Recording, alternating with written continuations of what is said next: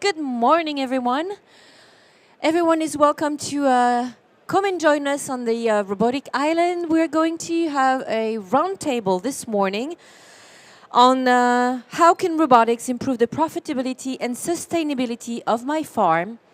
An hour discussion with our panelists and, rather 45 minutes discussion and then 15 minutes interaction with the audience. So you're more than welcome to join us here, fill up the space, ask questions, and we'll all meet here and start our roundtable in like 2 minutes. Thank you.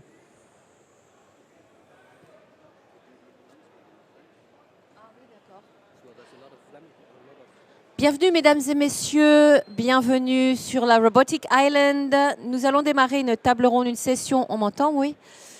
Nous allons démarrer une session dans 5 minutes sur comment la robotique peut améliorer la profitabilité des exploitations agricoles. Vous êtes les bienvenus à venir assister à cette session. Merci de venir occuper l'espace. 45 minutes de discussion avec nos experts et on vous laissera un quart d'heure pour interagir avec eux.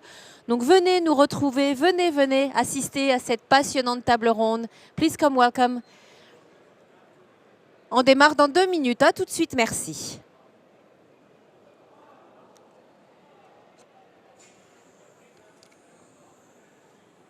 Je suis pas sûre que ça ait plus marché en français. I don't think it worked better in French, but we'll see. You want to do it in Flemish? No.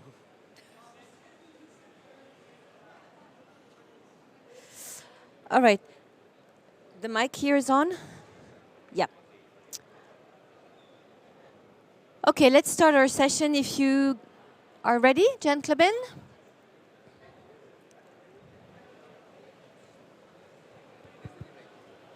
Hello, hello. Yeah. So the mic, you have to stick it on the chin when you talk, okay? Werkt het? Ja. When you talk with the mic, please stick it on the chin so it doesn't move and we can hear you well. Is that okay? Stick it on the chin. Like this. Okay, let's start our session. How can robotics improve the profitability and sustainability of my farm? So like I said, every morning at 10:30-ish, as we say, we'll welcome you here to follow a panel discussion with professionals to share their experience on various subjects. 45 minutes discussion followed by 15 minutes interaction with a crowd here, with the audience, so you can ask your question to the panelists. And then this session will be followed by company pitches until 12:30. My name is Sophie Vonis, and I'm really happy to welcome you all this morning here.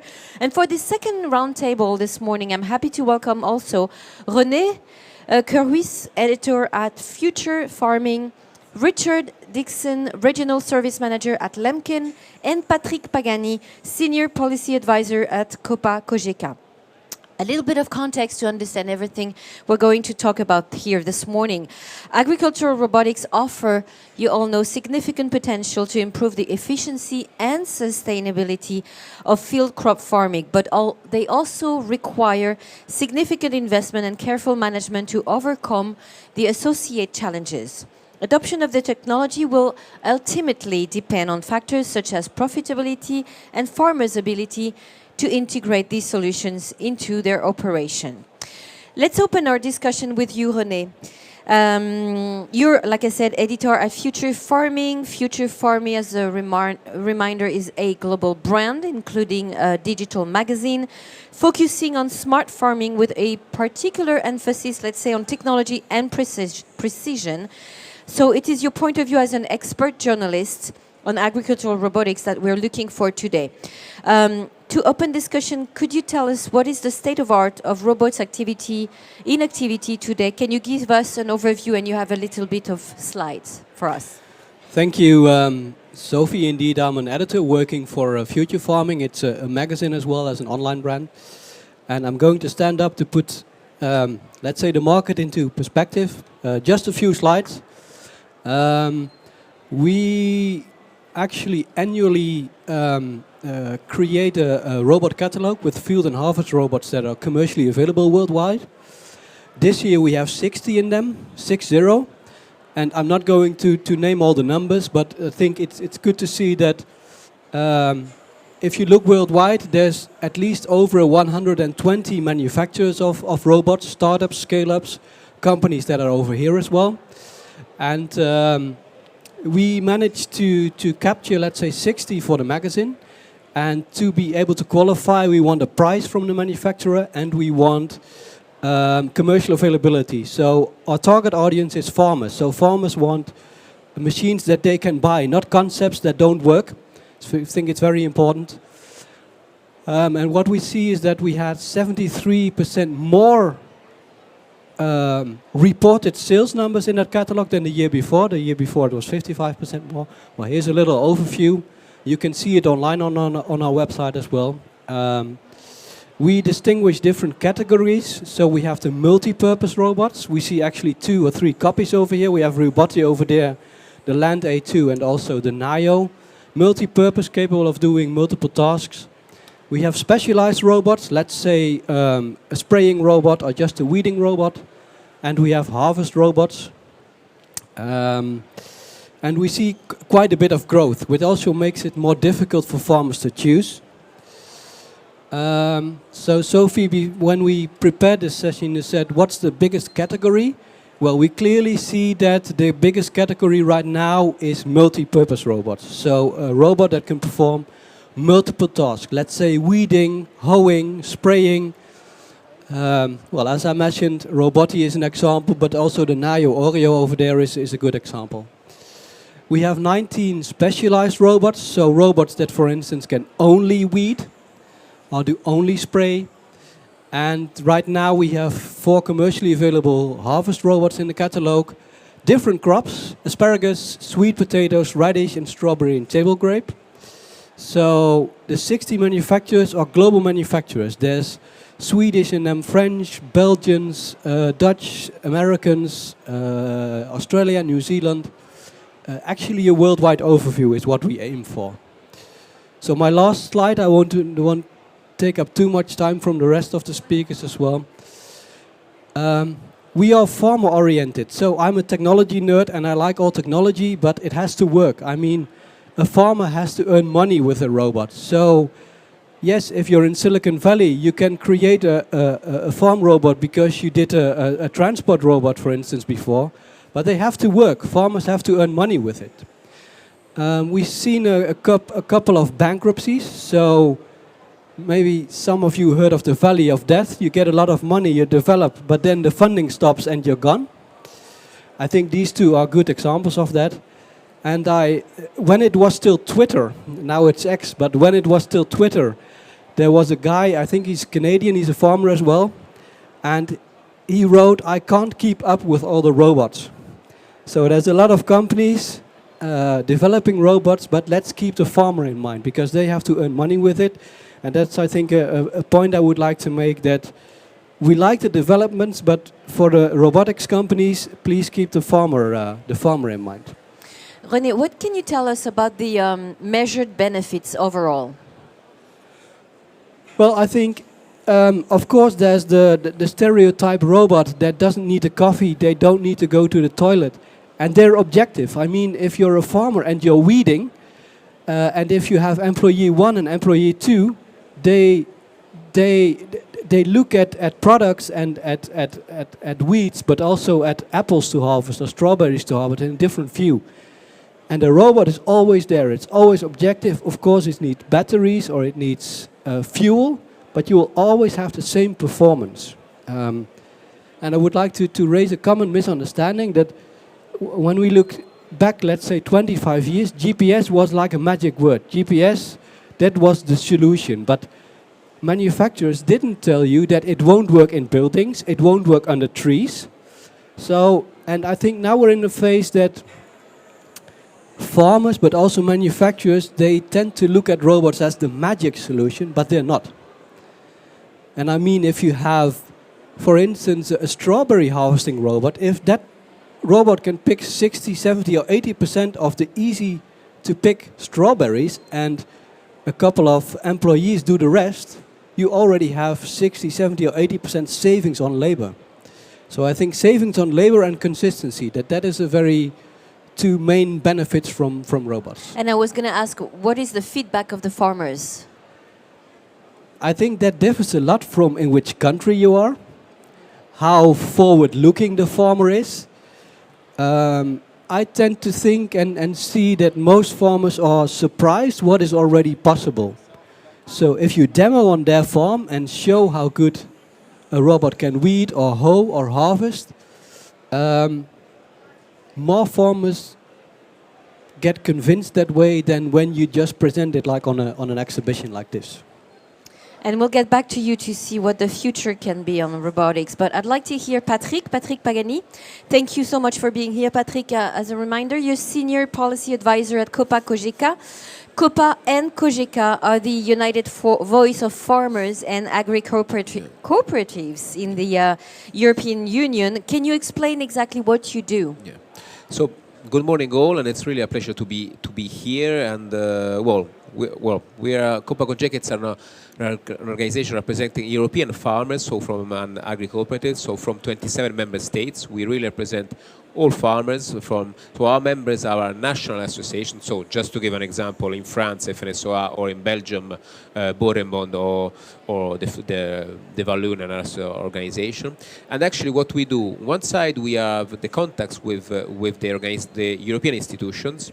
So to try to promote what is a proper legislation in favor or in line with the needs of the farmer and agri-cooperatives, and we really represent toward the European institutions. So we are a Brussels-based organization, and our members are all organizations in the EU member states. You have to bring the mic a little closer. Right. Thank you. Do you have some interesting figures on that professional branch in Europe? Maybe. So we actually represent 22 million farmers, okay, and 22,000 cooperatives. One element is that actually we represent all type of farms, all type of crops, crops, cereals, livestock also the livestock sector, and yes, so we are, let's say, the biggest farmer organization in operating in Brussels. Yeah. So what would you say, Patrick, are the current farmers' needs today in terms of robotics? Yeah. So first, it's very good for me to be here because we see actually what is robotics, what is machinery. The risk in Brussels, particularly from the grey office far from here, is that to be detached from the reality. So it's very important for us, for farmer representatives, to be on the ground. So this and to see what is happening. So going to the potential of robotics. The world and the farmer world is changing, is in a changing evolutions. We can experience new pests, diseases, but society wants more from farmers. So wants the reduction of CO2 emissions, wants more productivity, produced with less impact. Farmers already have done a lot. The sense at the European level, let's say we reduced emissions around 20% in the last since 1990. Also, the levels of use of plant protection products goes in this direction. Antibiotics. So this is facts, but clearly society wants more. So how to maintain this balance between productivity, so to feed Europe, and feed, if possible, so contribute to reduce food insecurity in our countries. Robotics and digital farming has a tremendous potential. The issue is not just robotics, it's not just machinery, it's not just data. It's really we need to have an overall approach that allows all farmers, so not just the most competitive, the most technological, the youngest, for example, but allows them. We can't say all is the objective, but the majority of farmers to uptake digitalization. And robotics clearly has a potential because also FAO says that actually with Internet of Things can increase productivity above 50%. So this is one element, and clearly it helps to do as my colleague was saying, so to do activities that that may be complicated for humans, so it can solve some issues related to labor. It can relate also, for example, programming robots with artificial intelligence, farm safety. Also, for example, help to improve the harvest success rate. In a sense, if something is difficult to get, robotics can help. But one message is clear: they don't replace the farmer. So that's why, or they don't completely replace, and they don't need to replace, because every activity needs to have at the center the farmer. And I would like to add the role of agri-cooperatives, because a farmer alone sometimes can have a certain number of difficulty in invest in using robotics, in using data, and maybe it's something we can see later. But cooperatives that put together a number of farmers can help the farmer to put in place new technologies, and among others robotics. Patrick, do you have some feedback, some use case that you could share with us? Yeah. Examples? Yes, we have a certain number of projects, European projects. One is, for example, our agro robots that actually, so it has been running since 3 years, and really doing a kind of mapping of all the technologies available. So, and it's interesting because I will invite you to go on to see the website. It's called Agro Robots Projects. And there are 100 more examples of how robotics is applied. And they go, for example, to the most different crops, to viticulture, but also to livestock. Because sometimes we think that the robotics can be, or automation can be used just on crops, but instead also in livestock, there is also there was some example, I think here, of automatization that can be used. So I think this is one element that needs to be considered. And we will talk AI with you a bit later. Thank you, Patrick. I would like to hear Richard Dixon, Regional Service Manager at Lemken, producing farm machines. What is Lemken? Well, I just said it, producing farm machines. Well, thank you, Sophie. I'm delighted to be here and speaking to you today. Lemken is a company who have been in business since the year 1780. So we have, 240 years of history. We're now in the 7th generation of ownership of the company, and it's still a privately owned company. But we come to the robotics party from a slightly different direction, I think. Our core business is to make farm machines for all farmers. Whether that be cultivation machinery, whether it be harvesting machinery, whether it be crop care machinery, we have many different parts of our range which suit many different farmers. But our focus comes from the direction that we need to make our machines, which are currently normal, standard farm machinery, into machines which will be compatible to work with a robot. And that means that we need to have our machines with some level of intelligence which makes the machine the chief, the guy who is in charge of the operation, and the robot, the power unit, whether it is powered by fossil fuel or electricity or gas or whatever, that becomes just the dumb robot, just the dumb power unit, and the intelligence is held by the machine. So the machine dictates how fast or how slow or in which direction or how deep or whatever. The machine needs to be intelligent enough to know that it has a problem and report it back to the power unit. So our focus, whilst we have a project ongoing with our partner Crone in this case, our combined powers project, our focus really is to think about the intelligence held in our machines, not in the robot itself. We'll get more into that, into details, Richard. But you said yesterday, you were pitching for the company yesterday, you said you've seen a big increase in the last 20 years. Can you develop on that? An increase Yeah. on what? I've been in this industry now 40 years in this kind of a position, and for sure, in the last 20 years, there has been a huge increase in the interest in technology. Whether we're speaking about GPS, as Renee alluded to, or whether we're speaking about Isobus, which every manufacturer approached from a slightly different direction, and eventually we all end on the same platform, or whether it be robotics, it is still a topic which is very much in the farmer's mind, and I think driven by the fact that people in this industry are becoming less. One of the biggest problems that we have as an industry is people. Yeah. Attracting people, but finding good people is difficult.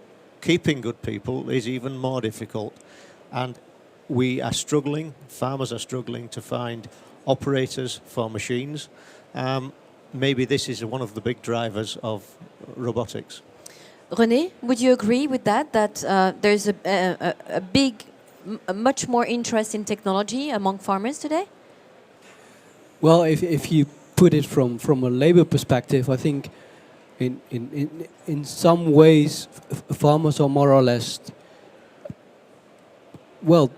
pushed towards more automation, because I remember a case from the UK when you had a Brexit. I mean, you couldn't get people to work to harvest. So I know fields with strawberries, they were simply destroyed because they won't be able to harvest. So I think that's a good point. And we also see examples, and it's not robotics on its own, but also, for instance, spot spraying. We have a spot sprayer over there. Yeah. And the guy selling it, I'm from the Netherlands, a very small country.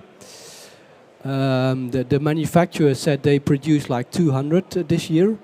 There were sold 80 units in the Netherlands. So, and that's partly because he told me that if you use it in onions, because you don't damage the onions with such a machine instead of a regular sprayer, they have like 8% more yield. So it might be from a labor shortage perspective that farmers tend to automation and sometimes are even forced to use it. But it will also bring that success rate and use less chemicals as well, maybe even 90% less. So yeah, I fully agree with that. Richard, back to you. So what is the next level? Artificial intelligence, and how to get ready for this next level? Well, Sophie, that's the subject of our study, our combined powers study. And as I said to you yesterday, we could equally name that combined powers study with a different name. We could call it What Happens If. Yes. What happens if something goes wrong with the soil engaging machine which the robot is pulling? What happens if a shear bolt is breaking? What happens if there is a broken tool? What happens if the machine is blocked with trash? What happens if? And that has to be reported back to the pulling unit, the power unit, and something then has to happen. Even if that means that an alarm is sounded in the farmer's telephone and he comes along and resolves the problem. But maybe with time, we find that machines can be educated and have enough intelligence to resolve their own problems. So our focus really is what happens if. That's the study. And let me cut you here. Richard, when you say what happens if, is that question equals to who's responsible for? Yeah. When something goes wrong, we certainly don't want to play the blame game because that's not useful. But what we do need to find is a way to make our machines work in an autonomous environment. Currently, we could mount any of our machines on a robot. And that's fine until something goes wrong. Exactly. We need to explore what is the next level. And the next level is that the intelligence has to be held in our machine so that when something goes wrong, and for sure it will, something positive happens instead of the operation just stopping. And Renee, a few minutes ago, alluded to the harvesting of soft fruit, for example, which is a robotic reality right now. One of the issues, aside from labour and people, is timeliness. Timeliness of any operation is critical to the farm profitability and the farmer's outlook on how he should invest in future in technology. And timeliness is everything. Exactly. So if it is possible to have the machine, the robot operating 24 hours a day, 7 days every week, harvesting the soft fruit in this example, then there is for sure going to be a yield and a quality premium to be had from such an investment. The question that we could ask also is how to properly adapt to new technology as a farmer today. Question that the whole three of you could answer. Renee, what's your point of view on that? How to properly adapt to new technology as a farmer today? Well, I think that is the starting point of the entrance of automation. But if you look, for instance, in greenhouse crop and fruit and flower production, but also in strawberry production, the system has been changed to make robotics and automation more efficient. So they introduced, for instance, a sorting machine in a greenhouse in a not very efficient location, because that used to be the way the farmer worked. So what we see is that in most occasions it's not the farmer adapting to automation, but we see the production system adapting to automation to make it more efficient. And of course it has to be a mindset. I mean, you have to be open, like with a smartphone or an electric car. You have to be open to new technology. Do we have a choice? Do they have the choice? If you want to remain competitive? I think it is still a choice, and I don't believe that every tractor will be replaced by a robot. It will be a combined atmosphere with a manned tractor, a field robot, maybe a combined powers machine. So it will be a combination that I think will be the success to the adoption of automation and robotics. Patrick, how about the use of AI in agriculture, the use of data? So the reference is the Code of Conduct of Voluntary Agriculture Data.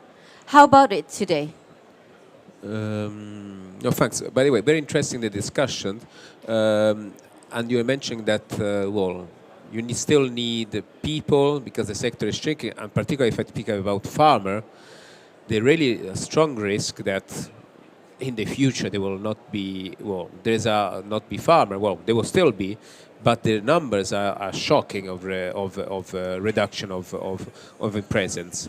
That's why also it's important to think all the time of attracting new farmer, young farmer, but also that they are allowed to stay, and that's why they need a remuneration. Because then farming is not an easy job.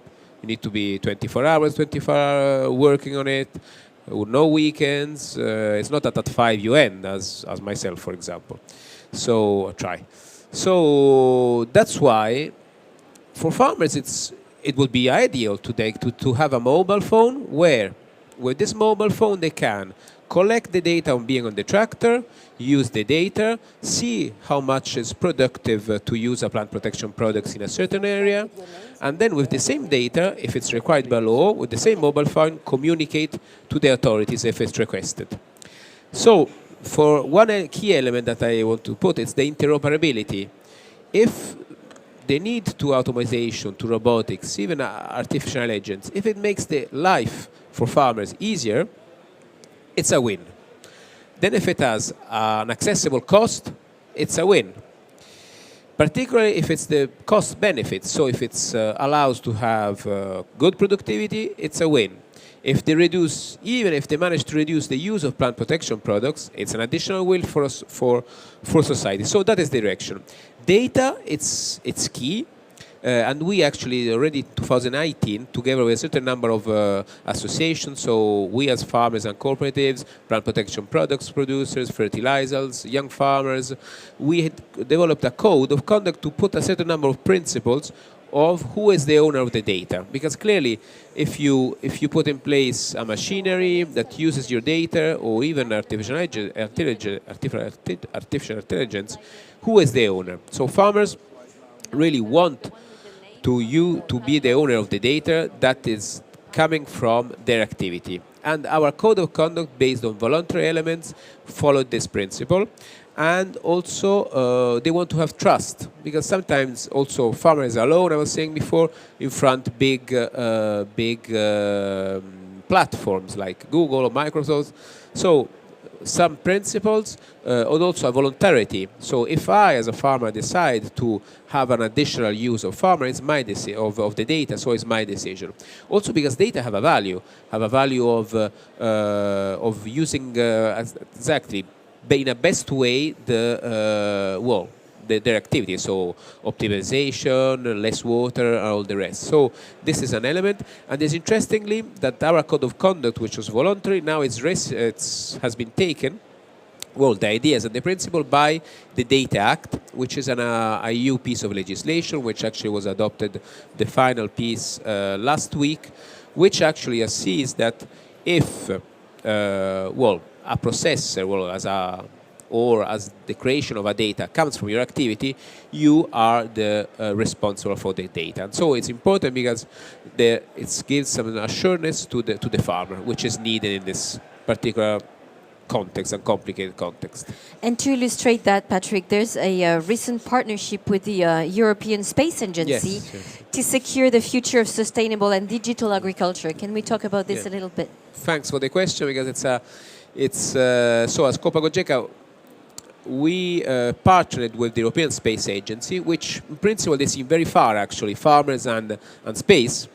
But actually, we discussing with the space agency, we arrived that there's a lot of data coming from monitoring, like soil, water use, that are available and are collected. So our aim with this partnership, which is starting, is to put together the data coming from space, which are incredible. You can't imagine how many are, and they are public, to farmers, and to bridge this gap. Then the element, and I think companies are very important, how you do this gap, how you do this bridge between farmers, space, or whatever type of data, and the farmer. So again, for the farmer, if you make us life easy, we are happy. So I think it's this important, the element, to do this, to bridge this gap between farmers, companies, civil society, and in this case, I like also the magazine. I'm looking forward to know more of it, because the figures you presented were very interesting. So thanks. There's a question I want to ask you, the three of you, a bit later. But Richard, can we talk about precisely what is the impact of the ongoing glyphosate, unexpectedly still 10 more years on the market? Well, you've beat me to it, Sophie, because I was going to ask you exactly the same question. For the last 2 or 3 years now, we have been having a big focus on what happens when glyphosate becomes not available to the farmer. And as we recently have learned, that glyphosate proposed ban has been given a reprieve. That's not it's not a model on which we felt that we could base a future business. We were more basing the business on what happens when glyphosate disappears. It has wide-reaching impacts, particularly for grassweed problems in heavy, low land, wet land, badly drained soil areas, where we see huge issues with blackgrass and with ryegrass and brome grasses. That is quite devastating to farmers. Take away the glyphosate, and that prevents the farmer from harvesting quite so early. It then has a knock-on effect for the time window available for dealing with the cleaning of stubble and the planting of the subsequent crop, and it has knock-on effects all the way down the line. that was one of our topics as we developed new machines. For example, our high-speed coralline machine for very precise weeding. We based that on the basis of glyphosate will disappear. Now, you're telling me it hasn't. So where do we go? Well, I guess we press the reset button and we go back to stage one. But stage one must be that we have to start adopting new technologies. And new technology means that there will be early adopters of that technology. There will be farmers who will be more prepared to experiment. And even if it's difficult, they will do it. Eventually, we will reach a point where the technology comes together and becomes one platform and one standard instead of many different standards which, will speak to each other but maybe not so easily. I think that's our next focus, is trying to get some uniformity, some standards in place where we can really bring this technology forward. For sure, it's coming. We can't stop it. It's like the tide coming in. We can't stop it. You partly answered my last question. I want to turn to the audience and let you know that if you want to ask questions, I have one more and then you can ask questions to the panelists. But to the three of you, according to you, what is the future of farming in the next decade, let's say? Richard, you can start, and then Patrick and René. For sure, we all have to eat. Farming produces food for each country Maybe we and should for the eat world. less. There is Meat. an argument there. Yeah, you're probably right.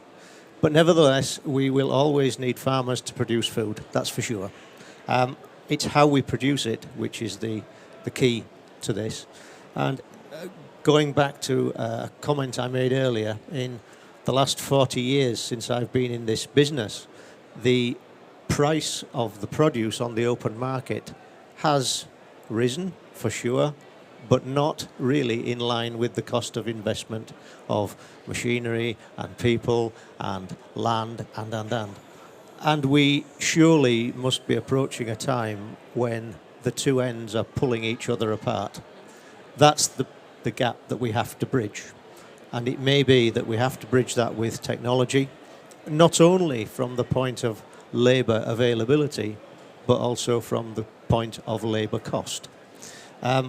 Many of the robotics that we're seeing currently, and you can see them around you here, are not particularly big machines. Arguably, they don't need to be particularly big machines if they are able to work 24/7. So it may be that the investment in machines actually becomes lower because we don't need such huge machines as we have right now. But for sure, there is a gap there in the middle, and the gap is becoming unbridgeable for some farmers, which is why we're seeing the amalgamation of farms into bigger units and some farmers saying, stop, enough. Patrick, what is your point of view of the future of farming in the next 2 decades, let's say? For sure, I think it's a future. There is a future. I also nature and positive, but also for the sector it's positive because we also farmers are the guardian of the territory. So, and also produce food. So there is a bright future. I'm not saying that their life will be easy, but there are some technologies that can make things easier while also continuing producing and reducing inputs.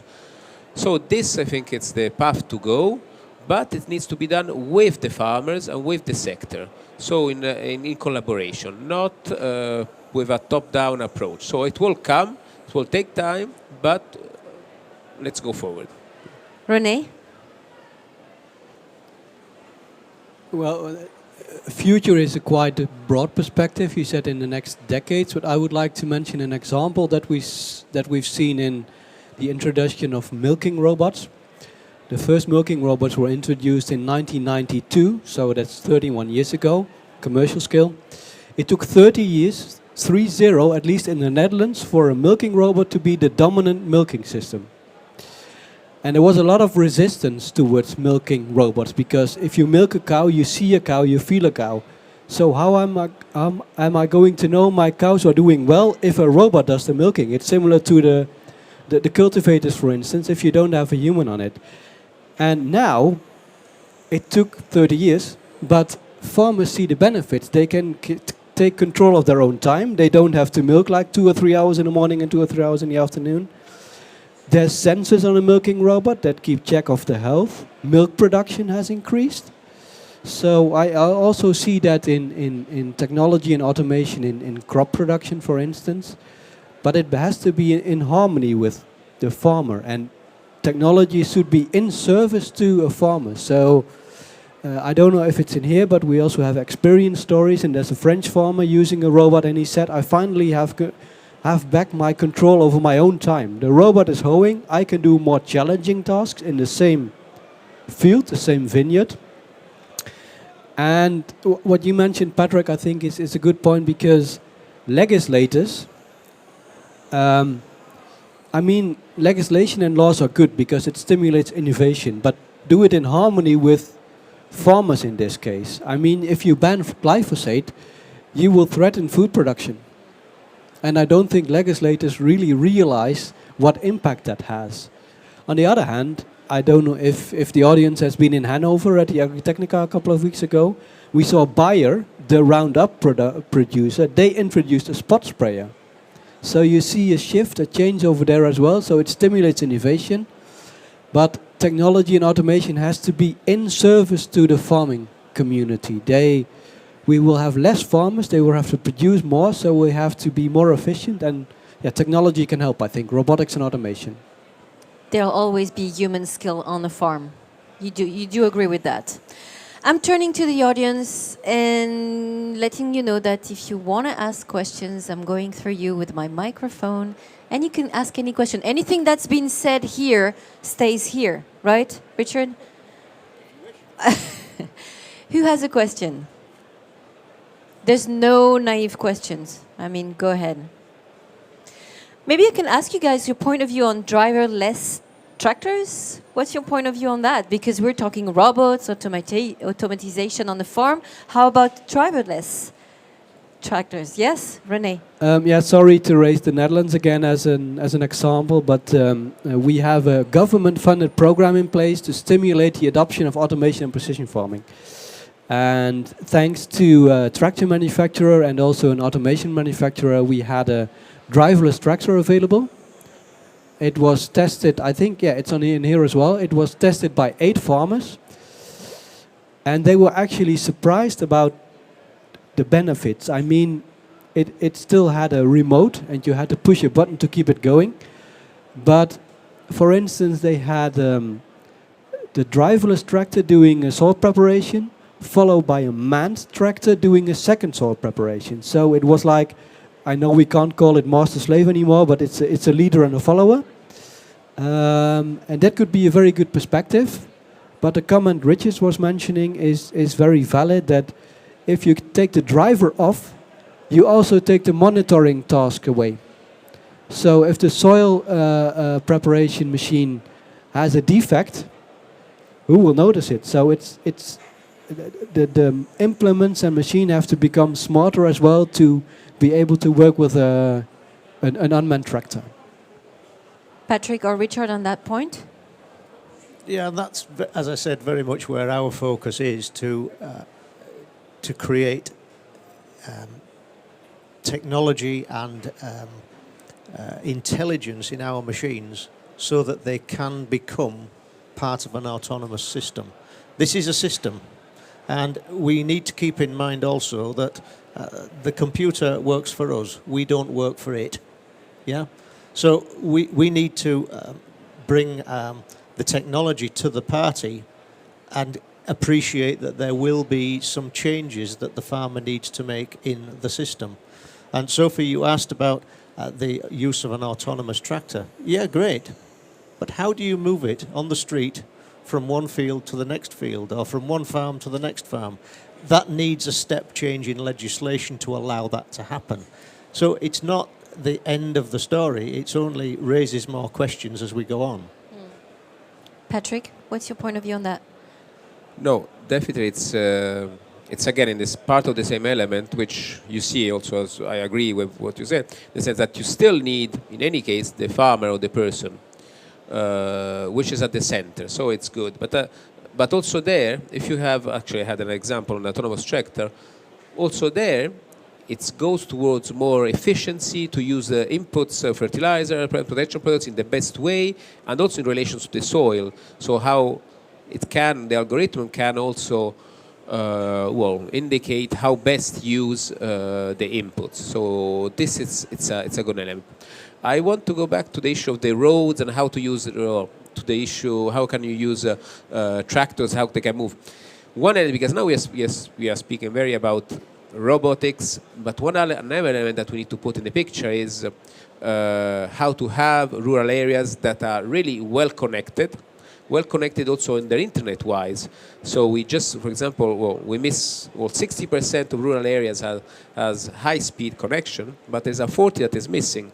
So this is one of the elements I think that I want every time to put in the picture, because when you discuss technology, yes, there is, but there is also the around context that need to be adapted to these elements. Same wise also the skills, okay, we discussed before. So if you don't have farmers or technicians that can use these new technologies, it's you have them but no use. So I think it's also again a societal element path that we need to follow. Richard, to conclude, because you have a general overview on the international market, what main difference do you see between, in this international market in terms of robotics? What's the difference? Is it a cultural difference between, the US, Europe, and Great Britain and the Netherlands? What major difference do you see between these markets? I think in general, I see in this part of Europe, we see more early adoption of technology. In this part of Europe here? Yeah, in earlier adoption than we perhaps see in UK. And René, he alluded to robotic milking machines. And in Netherlands, yeah, you're absolutely right. It's the way to milk cows. But we have to keep in mind the topic that in order to get to that stage, that situation, given that the robotic milking machine is a fixed installation, the cows need to be near to the robotic milking machine, which means that you don't put the cows in the field anymore. You don't take the cow to the grass, you must bring the grass to the cow. And it's a step change in the whole system of farming. That early adoption has happened much, much faster in Netherlands than it happened, for example, in UK. Maybe the UK farmer is more conservative about this. I really struggle to put a finger on the reason why, but for sure it has happened in Netherlands much faster than it has happened in UK, as an example. All right, ladies and gentlemen, thank you very much for your speech. Very interesting, high-quality speech. Thank you so much. Do you have one last message, maybe, René or Patrick, that you want to hand out? René, one last message? Well, maybe if you're a farmer and stay and be curious, and I mean you don't have to adopt it right away, but be open to it and focus on the advantages instead of the drawbacks. I mean, if you 30 years ago, no one would know that everyone has a smartphone right now and is connected all the time, let alone the TikTok and all the socials. So be open and focus on the advantages. All right, well, thank you so much. Thank you. And in a couple minutes, we'll start our company pitches right here at 11:30. So see you then. Thank you so much, guys.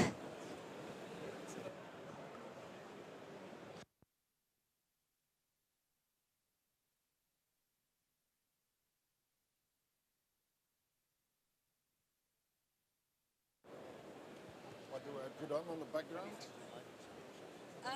What do you have? 10 minutes? Could you make a picture of us? But with another background. Yeah, the names.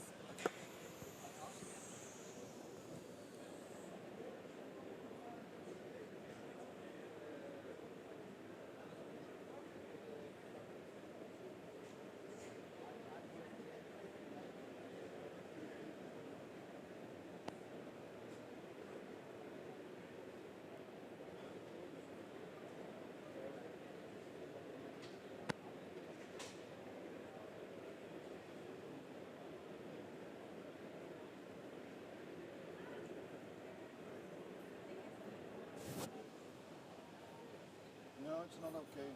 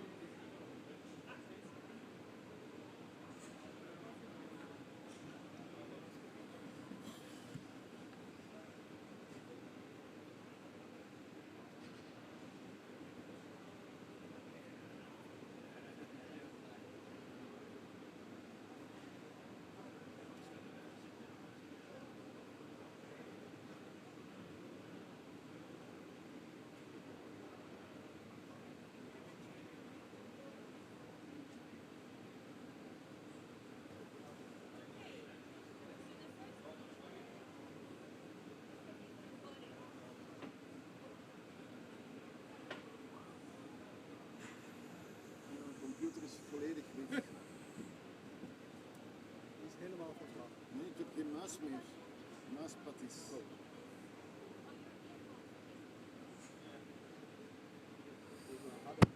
Harder stoppen en dan weer alles doen. Ja, maar ik weet niet of er een paswoord achter zit, dus dat probeer ik nog even niet te doen. En nu heb ik... Misschien nog een stuk alvast. Ja. Bedankt trouwens. Ja, nu doet hij wat.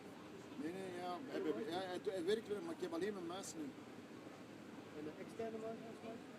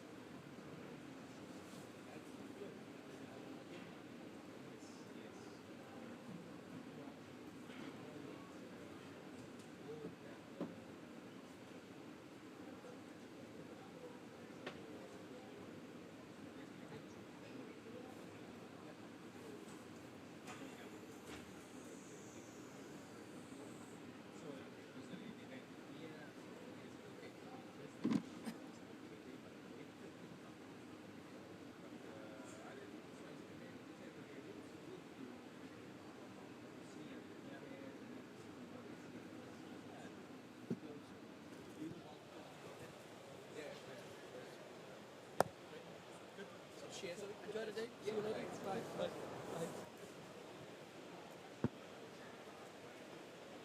Maar dit is eigenlijk een verhaal vanuit de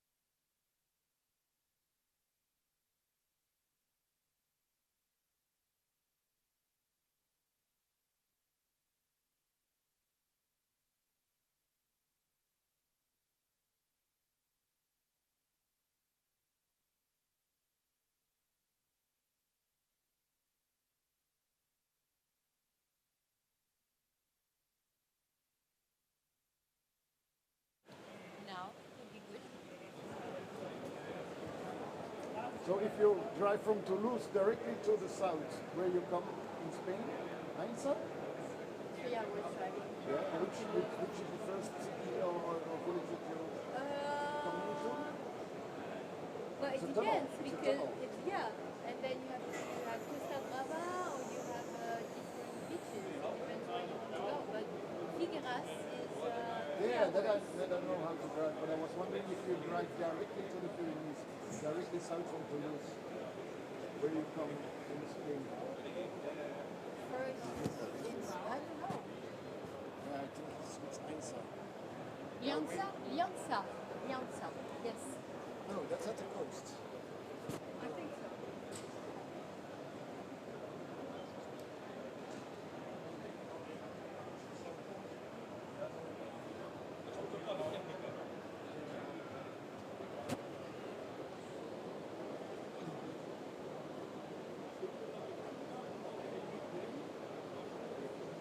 Announcement to start the pitch session. Is it on? Hello, good morning, and welcome to our robotic island. In 1 minute, we're going to start our pitch session with Exobotica Nelson. Nelson, whenever you're ready, we're waiting for you here. And then we'll have Eco Robotics with Sebastian, Agrointelli with Anna, Cult with Jonathan, who's just here, Jonathan, Agronova with Gerald Stino, Lemken and El Vivo with Jordi. So on the robotic island, the pitch session start in a minute. And we're waiting for Nelson from Exobotic. Thank you.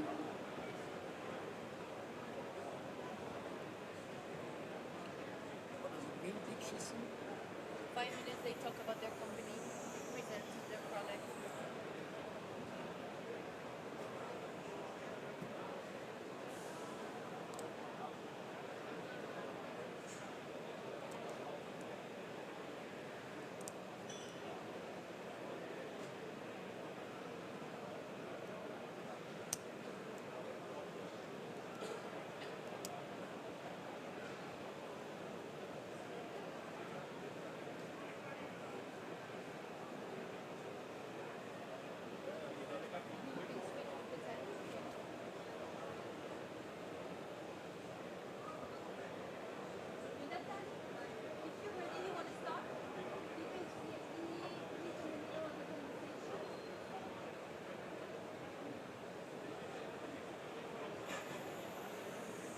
So we start with Cult. There's a meeting before or some kind of round. Right. You can taste big one. Okay. I don't care. Hello, hello. Jonathan Schaefer from Cult. Right. Can you start my presentation? Can you start my presentation? It would be important.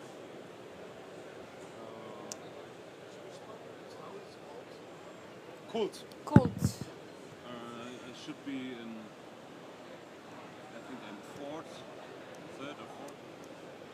I don't have any presentation from anybody. That's not good. You should have them all because We Neil loaded said them everything yesterday. Otherwise, there's my stick. Which one do you want? You can use that one Anytime. also. So yeah, it doesn't matter because people are, in the middle of appointments, so I'm not gonna interrupt. So we're starting with Jonathan or with you. Really? We're trying to find the presentation. Okay. You have a presentation? Yes, I have it here instead. Oh, here. But I think it was Neil yesterday, yes. Can you check Yes. Yeah. Neil, he took a copy Agribex. onto the I know. computer yesterday. That's why he's trying Where to he find. puts it, I have no idea. It's one of the big topics of the world. I know. There's only two problems in the world. One, Women it's natural and- disasters. And two, where the hell did I put it on the computer? And after that, everything is easy. The women topic is not that easy, right? Depends on the woman. I I know. can tell you more about that I if you don't wish, but know. that's not a topic for today. Absolutely not. Many with the same name, that's a bit difficult.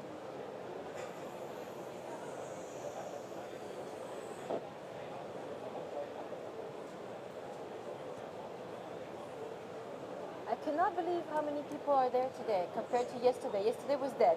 There are more people here. It's this one? I don't think it was yesterday. No, No. Okay, that's called No. It was, yeah. but that's not mine.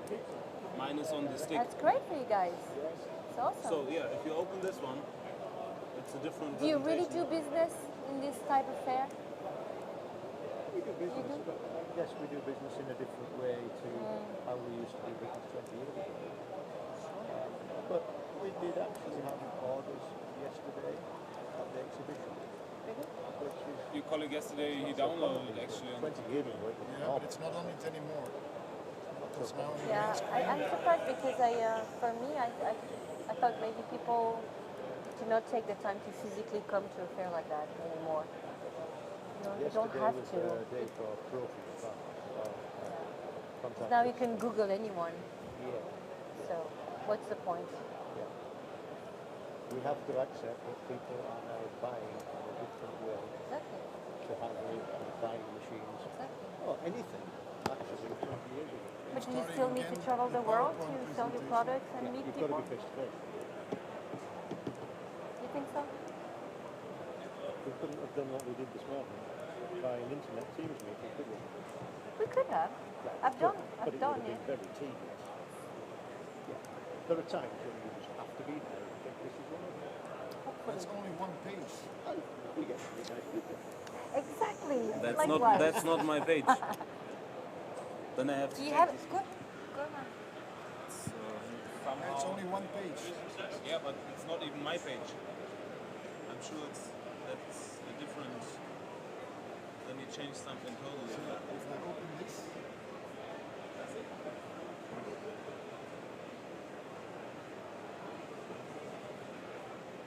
close PowerPoint. You want to go first because you have it on your own laptop, or there's some I have it problem. on my laptop, I have it here on the stick if it helps.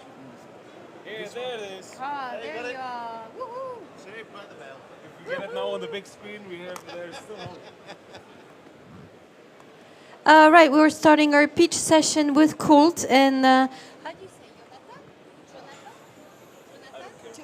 Jonathan, it depends if you're in English or in German. Okay, Kult with Jonathan Scheffer.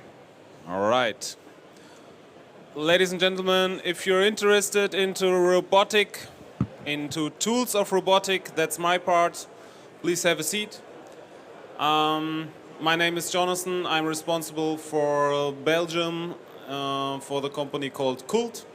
We are producing reading technology for different kind of crops, different kind of tool carriers, and also for robotic.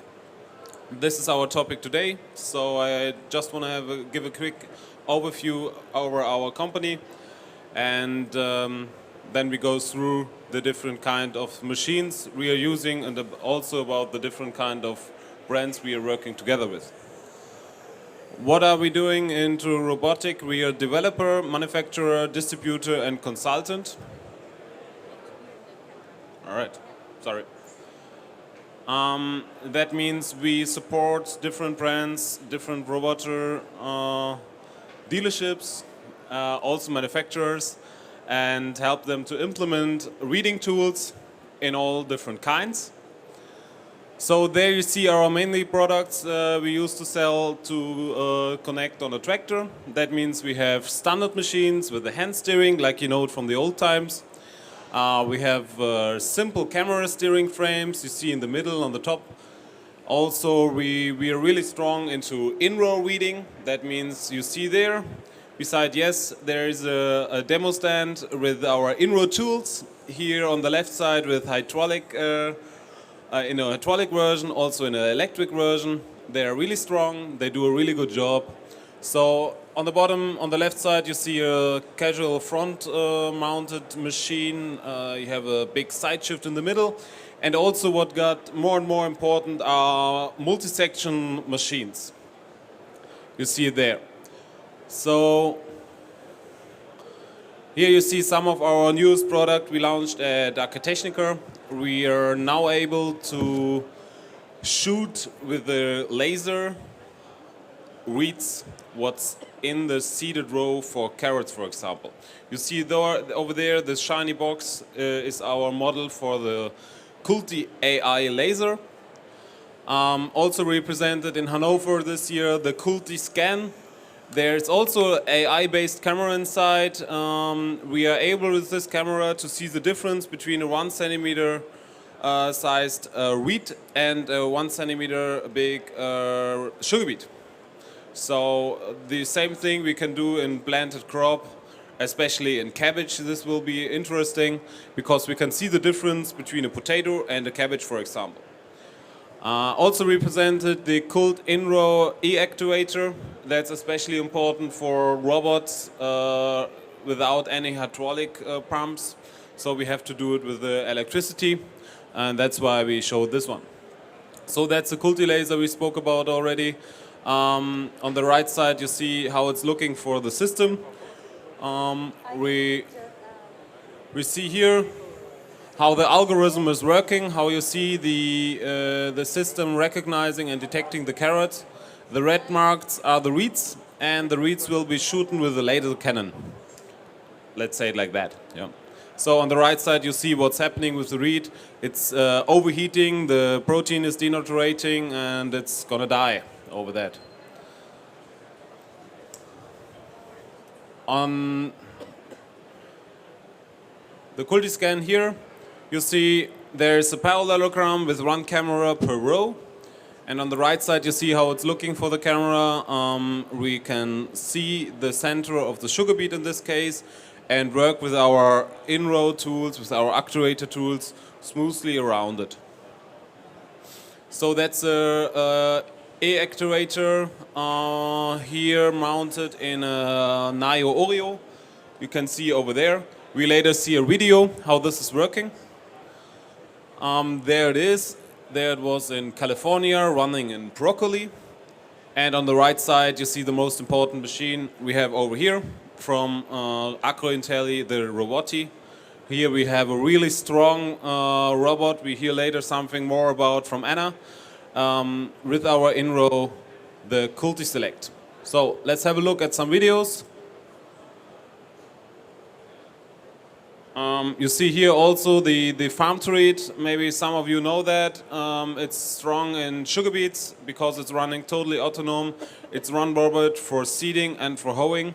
So we finally launched there some good tools in it as well. And now we're going to see one brand of robots what not presented here, but it's quite interesting because it's mainly for soil work, to do cultivating and mulching and stuff. Maybe you can turn off the... Yeah, thanks. It's not necessary. This is actually a casual and usual machine to mount on a tractor. It's our in-row weeder Culti Select, but it was so wet the farmer couldn't go on the field. So he took a robot with the Terra tracks on it, and that's how he was able to work. So now there's a Nio Oreo. Like I said before, it was working here in broccoli. In California it was. They have a ridge system there, 2 rows on a ridge, and there you see how the electric actuators are working.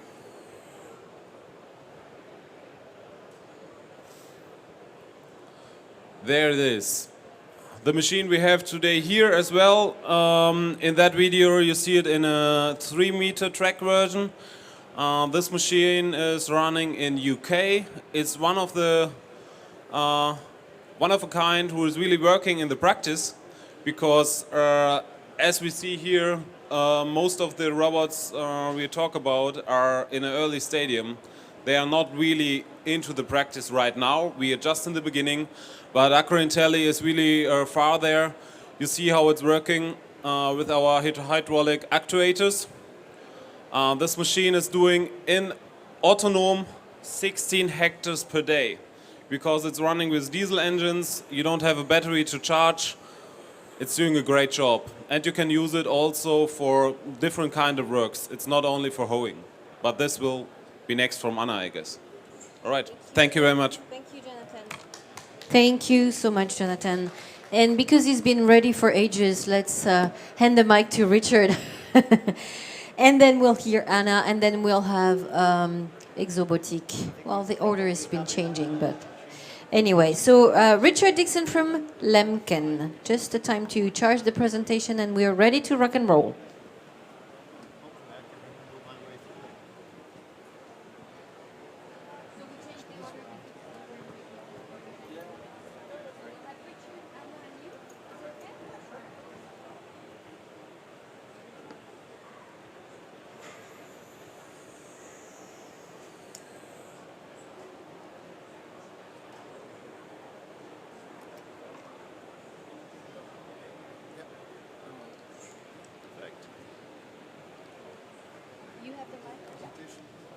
Okay. Floor is all yours. Thank you, Sophie. Thank you very much, everyone, and thank you for giving me the opportunity to tell you a little bit about Lemken and the upcoming technology from Lemken. My name is Richard Dixon. I'm Regional Service Manager for Northern Europe, so currently looking after 15 countries. I'm actually accompanied this morning by Jordi Kerkhoffs, who is one of our technical people in Netherlands and Belgium. We support farmers indirectly through dealers, but nevertheless we do need really good support people, and I'm very proud to say that we have them. Lemken have been making farm machines now since the year 1780, which is 243 years by my reckoning so far. During that time, our machines have really been normal farm machines, normal in terms of normal soil engaging, normal seeding machines, normal crop care machines, and. But as we move forward with technology, we find that one of our big parts of our product range is electronics and technology, and really the ongoing battle to be ahead of the game. So we have a vision. We have a vision to be the best partner for next level farming. We have a vision that we need to support farmers as that partner in next level farming. As I said, technology plays a big part in what we do today, and mechanical weed control is one of the areas that technology is really pushing forward for us. You will see that in our booth 3 doors away here we have the IC Weeder. IC Weeder is a totally automatic weeding machine which is designed to fit behind a standard tractor.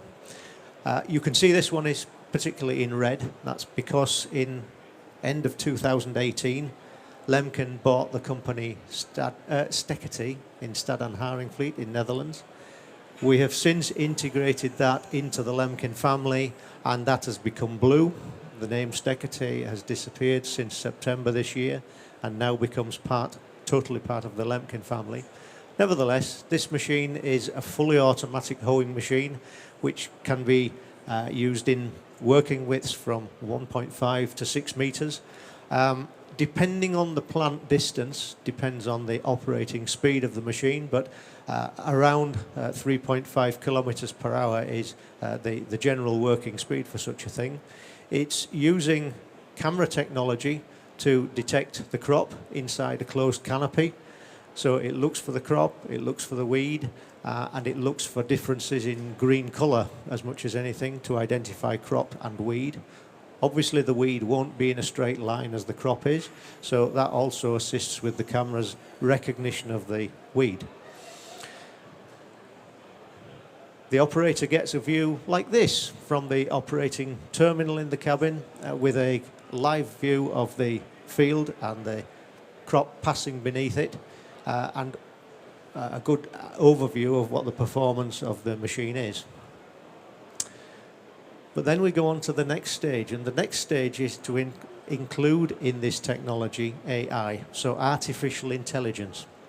Artificial intelligence means that in addition to the camera technology, we now have a huge data bank of photographs of crop. So the system is enabled to look at the data bank of information about the crop, identifying from photographs additionally to the camera images what is the crop. That means that we can now use this machine in a crop which is sown from a seed. The essential difference being that when we sow a crop from a seed, for example sugar beet, the crop and the seed and the weed are at roughly the same growth stage. As in a transplanted crop, the crop is generally ahead of the weed. That means that we can detect the weed earlier. We can also go at an earlier stage of the crop growth. So we can probably now go in terms of crop growth stage when we get to 2 true leaves. In the past, probably only 4 true leaves. So this artificial intelligence helps us to gain some time advantage to getting into the crop. As you can see, the view on the operator terminal changes slightly and incorporates photographs of what it believes are crop, and everything else is assumed to be weeds. Driving speed, as a result, increases probably by 20%. And at the moment, we have a performance recognition of the plant of around about 95%, which is pretty good. The second technology I'd like to introduce to you is combined powers. And this image was in the press maybe 1 year, 1.5, 2 years ago now. And it is a partnership between our project partner, Krohn, and Lemken. And it's more than anything at the moment a study of how we can make our normal farm machines work in an automated, autonomous environment. So our approach is that we need to give our machines some technology, some intelligence to know what the machine is doing. There needs to be a master and slave system, and the machine needs to be the master. The robot, the power unit, however it is propelled, becomes then the slave. It just does what the machine instructs it to do. We need to do that because in the real world of soil engaging machines, we have obstacles. We have things which interrupt the flow of the machine.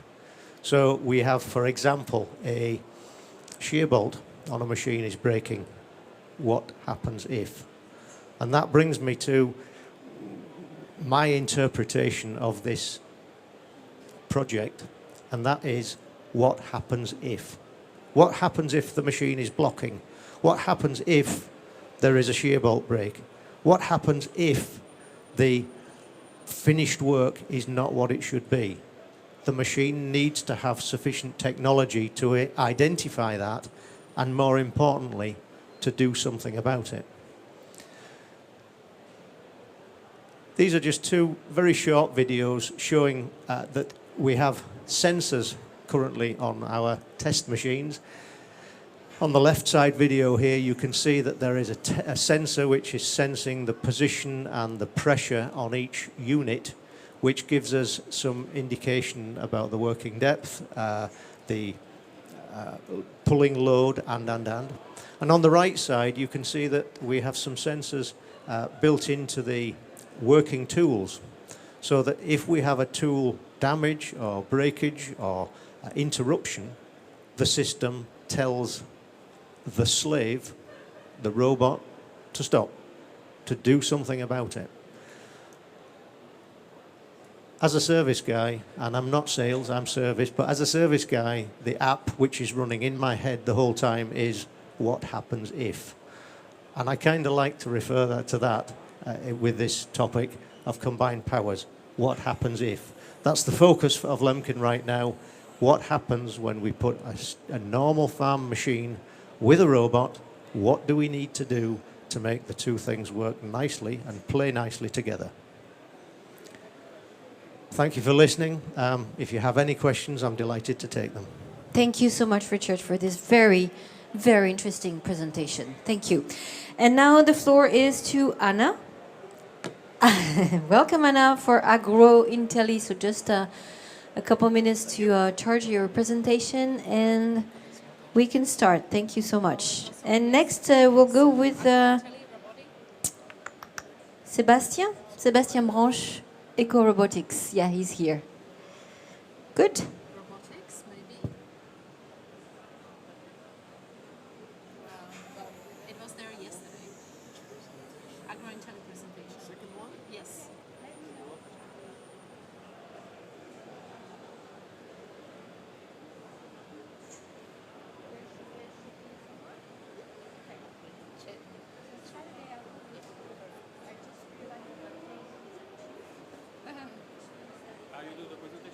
Yeah, or that's what she said before. And then you do after me, I think. Yeah.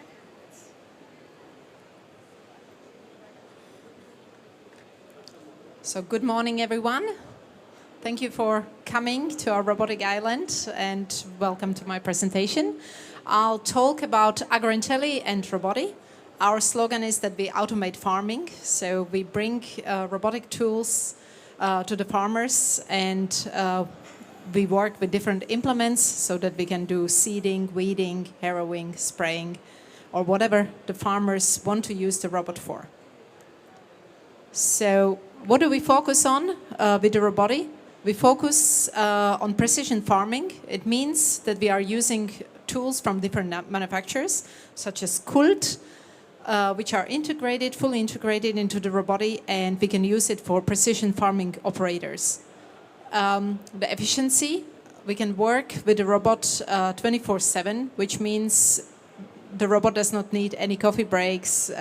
It works every day, day and night, and it can work actually in this new model up to 60 hours on the field. Reliability, I mean, that's what you actually want from the robot. You want it to be reliable on the field. You want it to work with proven technology and also with quality components which do not break. That's why actually we are using standard diesel for the power of our machine, and we are also using the proven components for hydraulic and for the other parts. Safety. Safety is first. I will talk about it a little bit more in the next slides. I mean, it's very important for us that when the robot is on the field, that it does not only do the work, but also it's safe for the environment, for humans or for other animals or anyone who comes to the field. What do we use it for? So here you can see it's, well, either seeding, or we can do weeding or harrowing, we can do spraying, and we can also perform some other tasks. For example, doing the ridges or doing simple soil preparation, as you can see on the picture below. Here are some implements which we can put on the robotic. I have already mentioned Kult, which you can also see on the robotic here on the stand. We also work with some manufacturers from the industry, such as Monosem or Konskilde, Stenhay, Pöttinger or Danfoil. I mean, we can put any standard implements on the robotic because it has 3-point linkage, and we can carry weight up to 1,250 kilos. Here a little bit more about the safety. So we claim that we are one of the safest robots on the market. Why is that? Well, first of all, we can only work in the area which is fenced. So it's a GPS fenced area. And this is something what we call also a virtual fence. So the robotic cannot work outside of this area. Second of all, the robotic has in front of it such a LiDAR laser scanner. So when it's moving, it can detect some obstacles which are in front of the robotic, and then it will stop. Other than that, we have a pressure-sensitive bumper, which is this red bumper in front of the robotic. And as the robotic is only moving forwards, any small detection on the bumper, it will cause that the robotic stops. We also have a possibility to stop it remotely and online. And as it only drives forwards, the implement is completely safe because it's put in the middle of the machine. We also have off-track monitoring, wheel slip surveillance, and also a stuck avoidance system. So when anything is happening with the machine stops, and then it notifies the operator that there is something wrong and that he needs to come and start it again. Here's some technical specification. which I will not completely go through because we only have 5 minutes for the pitches.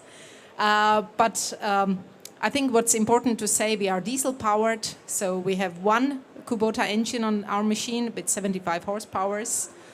We are using standard hydraulic, and we are also have the possibility to put the PTO on the machine. We can lift implements with a 3-point linkage up to 1,250 kilos. And also we have web-based software on the robotic. So when you are operating the machine, you put all your information into the software and you are able to drive with the robotic on your field. Crops which we operate in. So mostly we operate in horticulture, but also row crops, standard crops, arable crops, but also grasses, berries and other crops. Here, a little bit about the infrastructure, what kind of sensors and systems we have on the machine. So we have 3 sets of cameras, which are in standard version already included. One is watching the front, we call it a front eye camera. Then we have one camera which is in the rear, which is watching the implement or what's happening in the back. We can also mount it behind the implement so that we can monitor actually what the implement, what kind of work it did.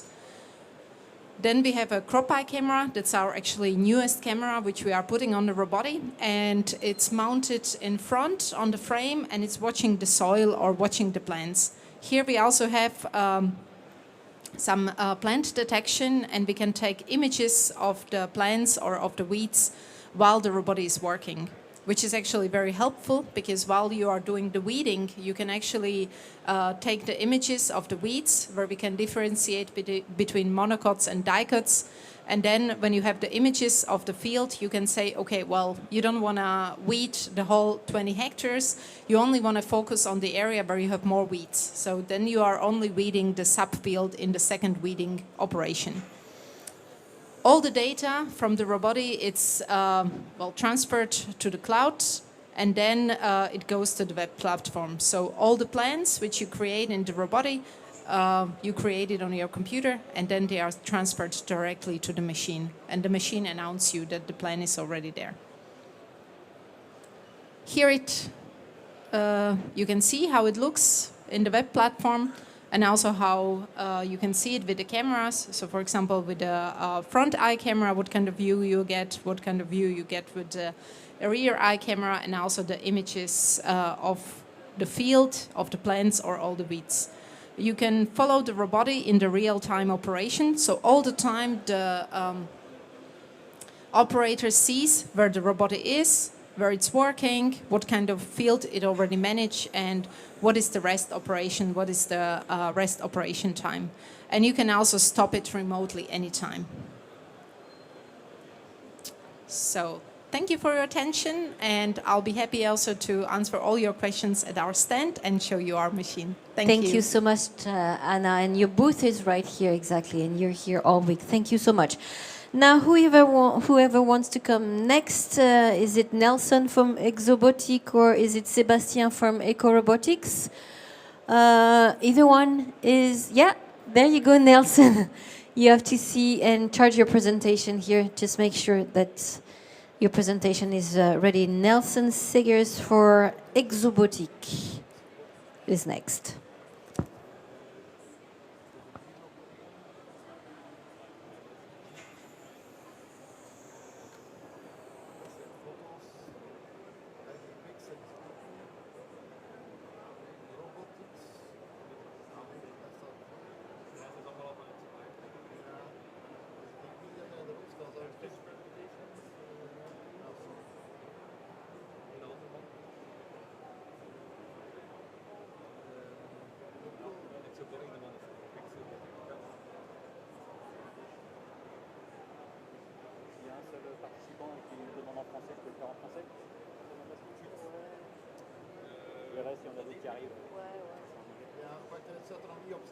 Juste après Nelson. Désolée, j'ai changé un peu les ordres. Ouais. Et samedi, moi, je ne serai pas là pendant les pitch sessions. Je réalise sur mon avion à 14h. Donc il faut que je sois à l'aéroport au moins à midi. Je sais même pas combien de temps Okay. on met pour y aller d'ici. So, Mais le micro, I'll on start with a va quick voir. presentation of Exobotic. So we're a development company. So that means that we can. So that means that we develop these newer technologies into a real life usable solution, and we can go up to pre-production prototypes like the one you see on our booth. When I'm talking about all these new exciting technologies, I'm talking about these kind of buzzwords, new technologies, hard to imagine what we can do with it, big data, artificial intelligence, autonomous vehicles, precision robotics, drones. And we try to make these kind of buzzwords into real-life solutions and try to explain them in a simple way and how they can add value to your operation. Now I was going to ask a little bit... Oh, the pointer isn't working. It's not working? No.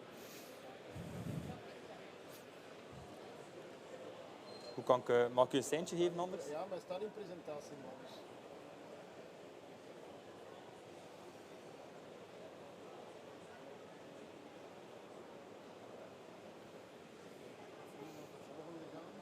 Ja, maar nog ietsje verder. Hij pakt het niet. Hey, dat stopt gewoon.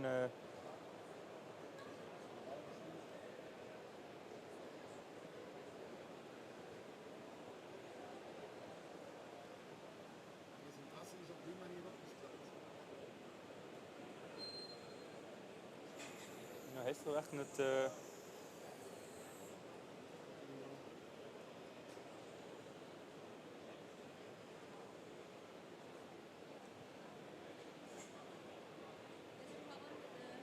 Yep. Let's try again. Yeah, it's working again. Perfect. All right, back into action. Normally, I would now ask a little bit to the people, the spectators watching, if they are farmers, contractors, people that just have a general interest in agriculture.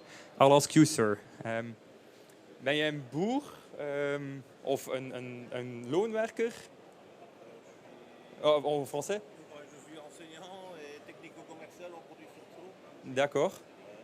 Et donc là, c'est l'intérêt général plutôt pour s'informer un peu ce qui existe. Donc je donne cours de machines agricoles et Ouais. je dois voir les nouvelles technologies. Ben voilà. Ben, je vais vous expliquer ça. C'est bien le but. So I'll switch back to English, or I can do it in French if you want. You're the only one listening. English and slow. Perfect. So as I said, so we were working with these new exciting technologies, but we try to make them into real life usable solutions. If you're a farmer or you're working in agriculture, you definitely know some of the challenges I will present now. So one of them is especially labor, man hours, really hard to find, getting harder, especially experienced and qualified people.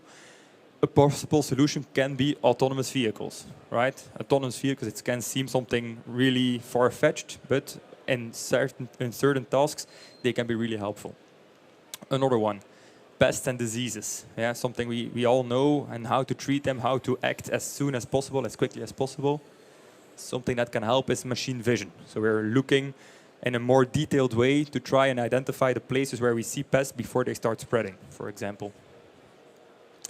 Regulations, pesticides and herbicide limitations, definitely something that we are all confronted with now.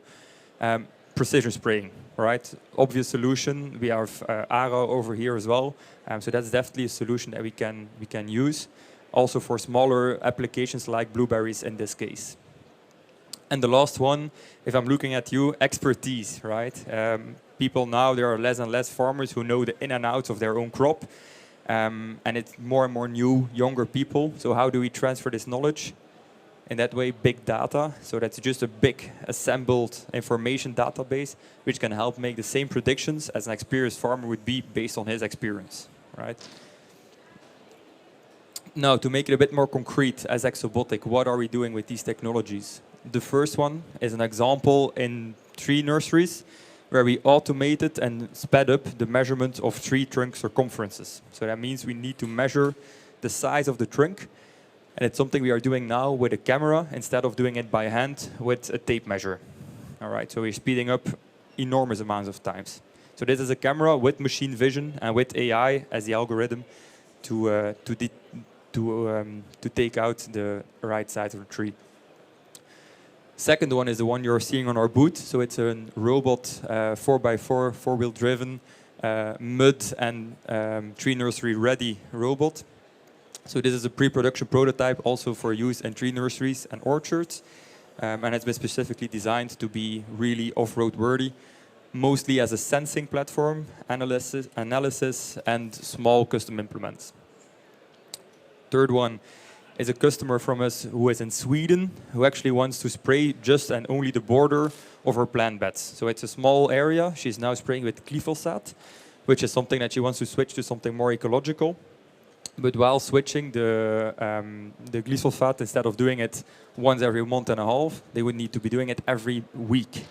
So every week, one day almost, for 13 kilometers of borders, it's going to cost too much money. So there, we are working on an autonomous robot with a precision sprayer to autonomously spray all the beds every week.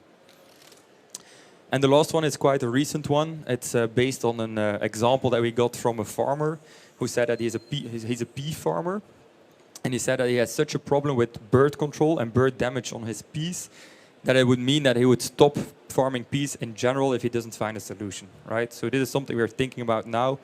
We haven't yet decided on a fixed solution, but it can be drones, it can be intelligent lasers, it can be sound waves projected at the birds, and it can be an autonomous robot, right? So there's different options. In general, we ask you, if you have the same problem, to come and talk to us and to see if we can think about the right solution for you, for your case. Oop. I think the slide is stuck again. Oh, there we go.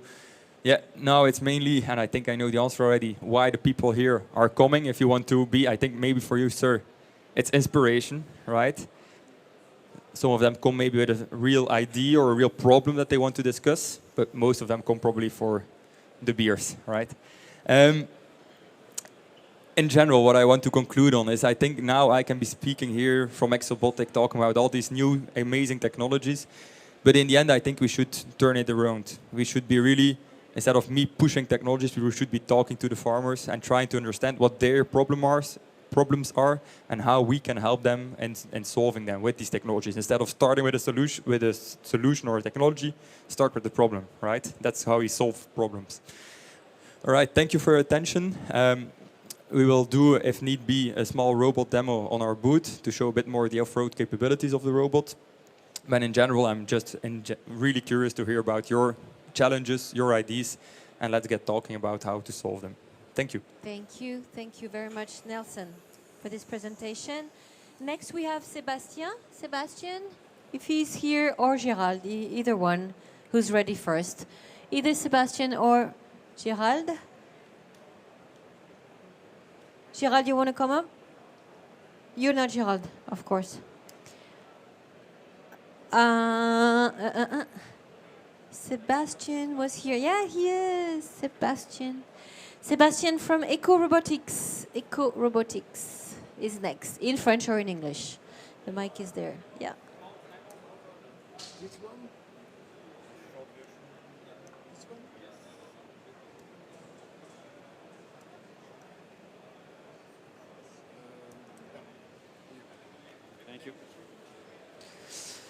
Donc bonjour, je vais commencer en français, puis si je vois qu'il y a des anglophones qui arrivent, on passera en anglais. Donc la société Eco Robotics a été fondée en 2014 en Suisse, à Yverdon-les-Bains, avec la volonté d'amener la robotique au service de l'agriculture durable. Donc ça a commencé avec 2 robots autonomes, comme un peu dans le même style de ceux qu'on voit là autour, mais qui faisaient de la pulvérisation localisée. Donc on avait déjà des systèmes de caméras avec intelligence artificielle qui venaient détecter chaque plante et reconnaître la culture, les monocotylédones et dicotylédones, et localiser un spray donc en plante par plante sur une empreinte de 6 cm sur 6 cm. Donc c'était très intéressant comme technologie, mais ça n'allait pas assez vite. On était sur une version de 2 mètres et puis avec des vitesses qui étaient assez limitées, donc voilà, c'était trop contraignant. Donc en 2019, il a été décidé de passer sur une version portée. Donc c'est la machine qu'on a sur notre stand juste derrière. Donc un pulvérisateur de 6 mètres. On a passé la partie pulvérisation à l'avant du tracteur. Hop, ça ne fonctionne pas.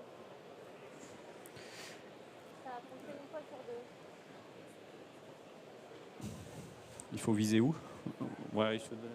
Les étoiles. Vous pouvez les passer autrement, les faire défiler?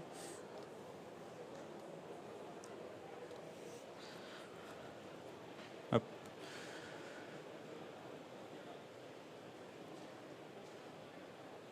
Donc là, il y a une petite vidéo pour voir ce que ça donne au travail. Donc on doit créer des algorithmes de détection. On doit entraîner l'intelligence artificielle, on appelle ça le machine learning, entraîner à reconnaître chaque plante, que ce soit la culture ou les adventices. Et ensuite, on vient traiter que les adventices avec un herbicide sélectif. Ici, c'est herbicide sélectif, donc vous voyez, on peut toucher le maïs.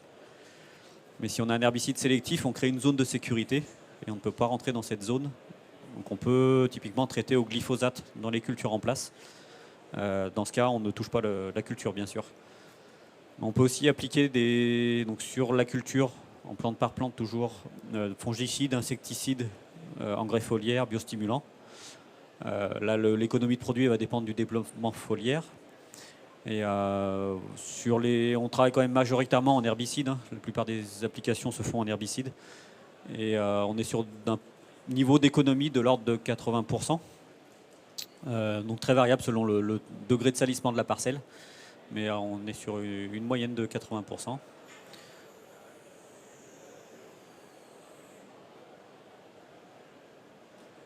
Non, quand ça veut pas, ça veut pas. Ouais. Donc, alors où on est là?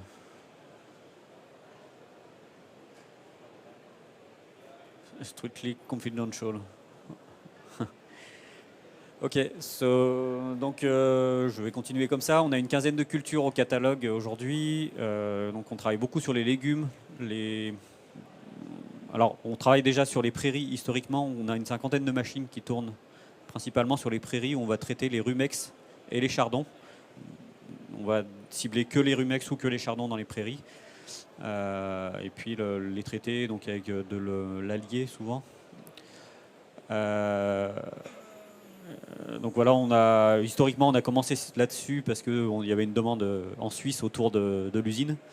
Et ensuite on a vu qu'à l'export, enfin l'export vu de la Suisse, hein, donc Union Européenne, on était plutôt sur des sujets culture en ligne, sur des réductions de doses et des gains d'efficacité sur les cultures en ligne. Donc on est allé en priorité sur alors historiquement par des partenariats on était sur la betterave, parce qu'on travaillait beaucoup avec Tereos, Crystal Union et Nordzucker. Donc ça fonctionne très très bien en betterave. Après, les problématiques ne sont pas forcément sur la betterave. On est plus orienté sur l'oignon maintenant. Oignon, chicorée, haricots, épinards. On arrive sur les carottes. C'est des cultures sur lesquelles il y a de très grosses problématiques de désherbage. C'est très complexe. Donc on cible plutôt ça. Parce que voilà, il y a de moins en moins de molécules. Un bon allant. Voilà. Avant-hier, on avait un échange avec des personnes du ministère de l'Agriculture français. Ils disaient qu'il y a 80 molécules dans les 4 ans qui doivent être à nouveau réhomologuées. Et là-dessus, il y en a la moitié qui vont disparaître, qui ne pourront pas sauver, quoi. Ils espèrent en sauver la moitié. Mais il y a plein de cas d'impasse technique qui vont arriver. Et là, on peut dépasser un peu, repousser les limites en... Ouais. Yeah. C'est ça, ouais. Donc là, en fait, on remplace la sélectivité du produit chimique. On donne de la sélectivité par la machine. On sélectionne les plantes qu'on traite plutôt que l'herbicide le fasse de manière chimique. On reconnaît les plantes à la forme, à la couleur. En fait, on ne sait pas exactement comment l'algorithme l'apprend. On vient pointer. Bon, normalement, j'ai des photos pour présenter, mais on prend une banque d'images. On va collecter des images partout en Europe. On a 14 chariots avec des caméras. On prend de l'émergence de la culture jusqu'à 40 cm de hauteur. Et dans le maximum de contextes différents, les différents types de sols, les couleurs, des cailloux, sans cailloux, débris végétaux, toutes les variétés de plantes. Enfin, le maximum de variables pour avoir un algorithme de qualité et à large spectre.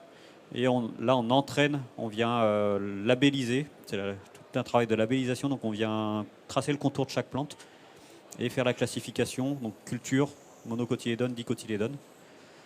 Donc on remet une première série dans le système, ça vient l'entraîner. On voit ce que ça donne, on vient recorriger les résultats. Et à force d'entraîner, comme ça, l'algorithme s'améliore. Et quand on estime qu'il est suffisant, qu'il l'atteint, on a des critères à atteindre. Hein. On doit avoir toutes les plantes de la culture de plus de 2 cm. On doit être proche de 100% pour la culture et plus de 99% pour les adventices à partir d'1 millimètre. Et même avec l'entraînement, l'algorithme oignon sur lequel on travaille énormément, on est en dessous du millimètre au niveau de la détection. Hein. Le moindre point vert qui sort du sol, on sait le voir.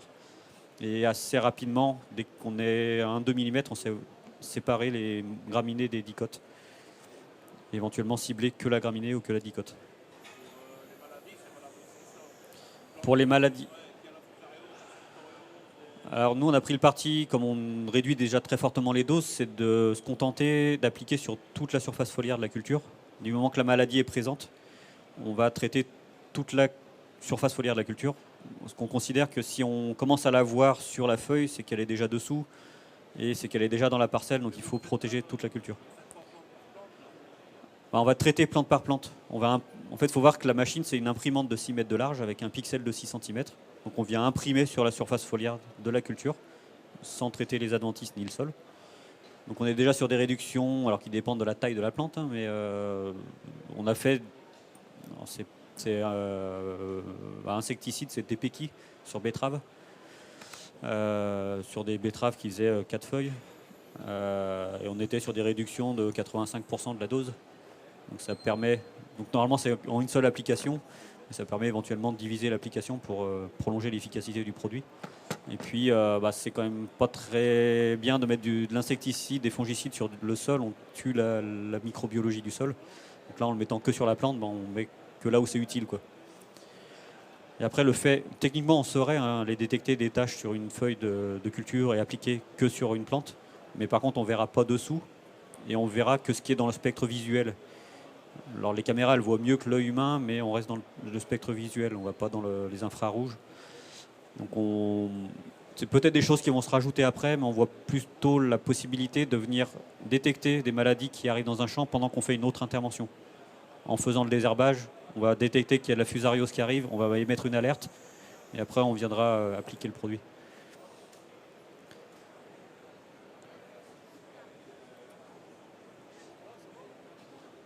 Donc on travaille aussi sur les grandes cultures, betterave on en a déjà parlé, sur maïs, soja, colza. On a un algorithme dicotylédone dans le blé qui vient de sortir.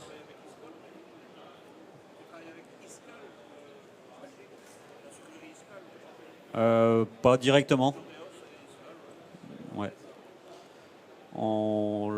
Alors maintenant, sur les grandes cultures, enfin même sur la plupart des cultures, on n'est plus du tout au stade expérimental. On vend les machines, on active les algorithmes qui sont demandés. Toutes les machines sont identiques. C'est juste des algorithmes qui sont commandés individuellement. Donc après, on a un service agronomique qui vient mettre en place des expérimentations, mais c'est sur les cultures pour lesquelles on n'a pas encore d'expérience. Donc là, on complète un peu sur l'oignon parce que ça reste notre culture prioritaire, on a le plus de machines. Mais autrement, on va sur chicorée avec des nouvelles problématiques qui arrivent. On est beaucoup sur chicorée, on a un algorithme carotte qui arrive, donc on va mettre en place de l'XP carotte. Et en réalité, le fonctionnement de la machine, il est bon. On n'a plus de doute là-dessus et on n'a pas besoin de faire de l'expérimentation pour ça. On le fait en mode de démo, ça. Hein. On vient dans le champ. On fait la démo à l'eau, le producteur voit que c'est bien, après on met un peu de produit pour qu'il voit le résultat. Donc là c'est très rapidement convaincant, mais on fait plus de l'XP pour prouver les réductions de doses et les gains d'efficacité, et plus dans une démarche d'homologation de produits pour convaincre les administrations de faire évoluer la réglementation aussi. De peut-être avoir des nouvelles homologations de produits sur des doses réduites ou conditionnées à l'application avec ce type de machine. A priori, ça s'orienterait vers la création d'une norme ISO avec des classes de pulvérisateurs selon le niveau de précision. C'est le directeur technique qui travaille là-dessus, mais il a des échanges au niveau européen avec différents intervenants du domaine. Et un pulvé standard, ce serait une classe, je dis n'importe quoi, mais une classe E1. pulvé avec coupure de section, peut-être classe 2. Et avec le niveau de précision qui s'affine, on monterait dans la classe.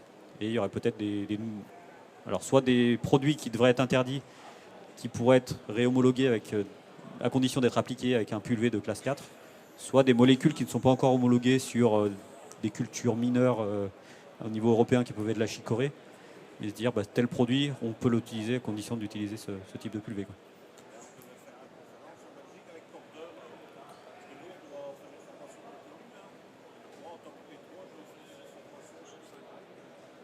Mhm.